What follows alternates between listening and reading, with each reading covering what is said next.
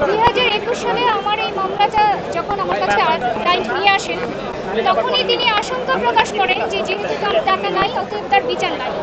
আমি আইনজীবী হিসেবে তাকে বারবারই বলি যে যেহেতু আপনার ঘটনাটা সত্যি, আপনি অবশ্যই ন্যায় বিচার পাবেন। তিনি আমার উপর ভরসা করে দীর্ঘ 5 বছর এই মামলা চালিয়েছেন এবং এই মামলাটা কিন্তু প্রথমে কোর্ট আমলে নেয় নাই, প্রথমে পিবিআইকে তদন্তের জন্য প্রেরণ করেছে।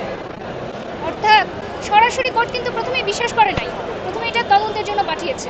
পিবিআই দীর্ঘ 6 মাস তদন্ত করেছে, তদন্তে সত্যতা পেয়েছে যে আসামি তামিমা সুলতানা ডিভোর্স না দিয়ে রাকিব হাসানকে বিয়ে করেছেন এবং তিনি যে ডিভোর্সের কাগজগুলো জাল জালিয়াতির মাধ্যমে বানিয়েছেন সেটারও সত্যতা পেয়েছে।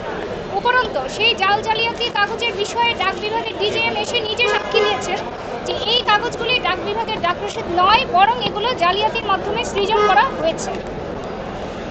উপরন্তর আসামি নাসির হোসেনের বিরুদ্ধে যে অভিযোগ, সেটা নাসির হোসেন নিজেই বাদীকে ফোন করে জানিয়েছেন তিনি জেনে শুনে বিয়ে করেছেন এবং তামিমা সুলতানা তার জেরায় সেটা স্বীকার করেছেন। এই সাক্ষ্য প্রমাণগুলো আমরা আদালতে তুলে ধরেছি, কিন্তু সেই সাক্ষ্য প্রমাণের বিষয়ে আমরা বিস্তারিত কোনো রায় পাইনি।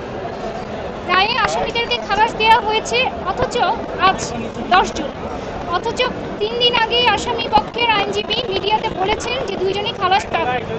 সেখান থেকে আমাদের প্রশ্ন উত্থাপন হয় তখনই যে আসামি পক্ষ খালাসের বিষয়ে আগে থেকে কিভাবে জানেন।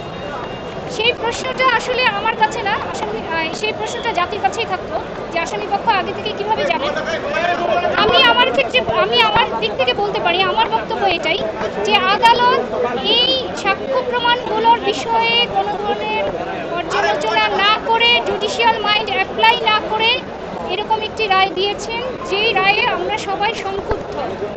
আমি মনে করি অপরাধীদেরকে ছেড়ে দেওয়া বাদীর সাথে অন্যায় করার শামিল। এই জন্য আমরা এই পরিপ্রেক্ষিতে আমরা অপেক্ষা করছি এই মামলার যখনই লিখিত রায় বের হবে তখনই তার বিরুদ্ধে আমরা উচ্চ আদালতে আপিল করব।